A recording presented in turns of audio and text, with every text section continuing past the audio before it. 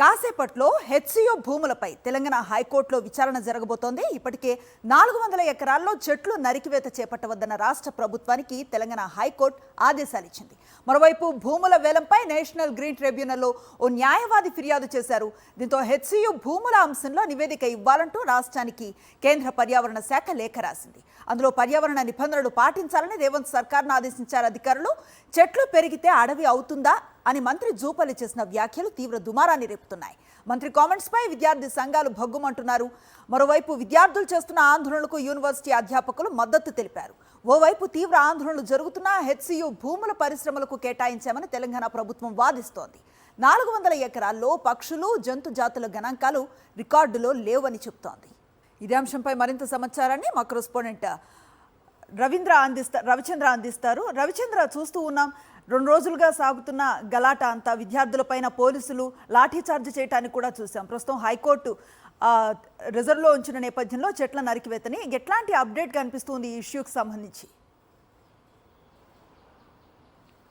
అనుశ్రీ, అయితే వారం రోజుల నుంచి హైదరాబాదు సెంట్రల్ యూనివర్సిటీలో విద్యార్థులు ఆందోళన చేస్తున్నారు. ఈ ఆందోళన కాస్త ఉద్యమంలా మారిందని చెప్పుకోవచ్చు. దీంతో ఇది జాతీయ స్థాయిలో కూడా తీసుకెళ్తామంటూ విద్యార్థులు చెప్తున్నారు. అన్ని సెంట్రల్ యూనివర్సిటీలు, అంతేకాకుండా వివిధ యూనివర్సిటీల్లో కూడా ఇదే అంశానికి సంబంధించి ధర్నాలు, ఆందోళన కార్యక్రమాలు చేపట్టేందుకు విద్యార్థి లోకం అంతా సిద్ధమైంది. దీంతో హైదరాబాద్ సెంట్రల్ యూనివర్సిటీలో ఈ విధంగా కొనసాగుతుంది.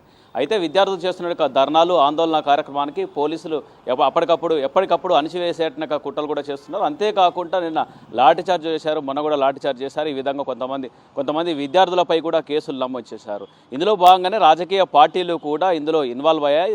దాంతోపాటు కొద్దిసేపటి క్రితం కేటీఆర్ కూడా మాట్లాడుతూ ఈ విధంగా వివిధ రాష్ట్రాల నుంచి వచ్చిన విద్యార్థులు, చదువుకునే విద్యార్థులు ఈ విధంగా రెస్పాండ్ అవుతుంటే రాష్ట్ర ప్రభుత్వం ఎంత స్పందించాల్సి ఉండే ఆ విధంగా కాకుండా విద్యార్థులు అంచివేసేట కార్యక్రమం చేపడుతుందని చెప్తున్నారు. బీఆర్ఎస్ కూడా మద్దతు ప్రకటించింది, అంతేకాకుండా బీజేపీ కూడా మద్దతు ప్రకటించింది, సిపిఎం కూడా మద్దతు ప్రకటించి మొన్న ఆందోళన కార్యక్రమాలు కూడా చేపట్టారు.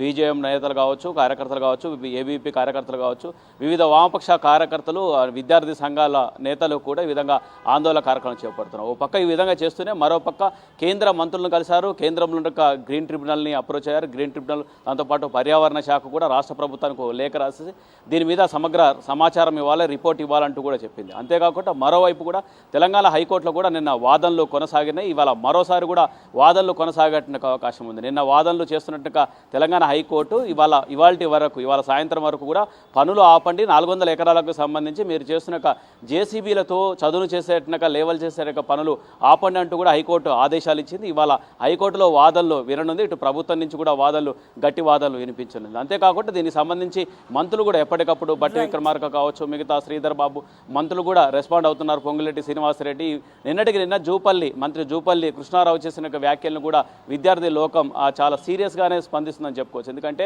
ఆయన జూపల్లి చేసిన చెట్లు పెంచితే అడుగు అవుతుందా అంటూ ఈ విధంగా చేసిన వ్యాఖ్యలను కూడా చాలా సీరియస్గా తీసుకుంటున్నారు. ఎందుకంటే అందులో యూనివర్సిటీలో లేవల్ చేస్తున్న సమయంలో నెమళ్ళు కావచ్చు, వివిధ జంతువులు కూడా అరుపులు అందరినీ, మిగతా విద్యార్థి లోకాన్ని అంతా కూడా కలిసివేసింది. అంతేకాకుండా సమాజాన్ని, ముఖ్యంగా పర్యావరణ ప్రేమికులను కూడా కలిసివేస్తుంది.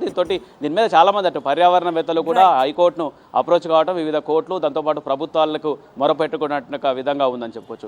ఏదేమైనప్పటికీ వారం రోజుల సంధి హెచ్సియు యూనివర్సిటీ కేంద్రంగా విద్యార్థులు చేస్తున్న ఆందోళన కార్యక్రమం ఉద్యమంలో మారింది. దానికి రాజకీయ పార్టీల మద్దతు ప్రకటించారు. నిన్న ఢిల్లీలో బీజేపీ ఎంపీలు కూడా స్పందించారు. దీని మీద బీజేపీ ఎమ్మెల్యేలు కావచ్చు, ఎంపీలు, అంతేకాకుండా కేంద్రం కూడా ఇందులో కేంద్ర మంత్రులను కూడా కలవటం జరిగింది. మొత్తానికి ఈ విధంగా ఇదొక ఉద్యమంలాగా కొనసాగుతుంది. Anusri, right, thank you Ravichandra.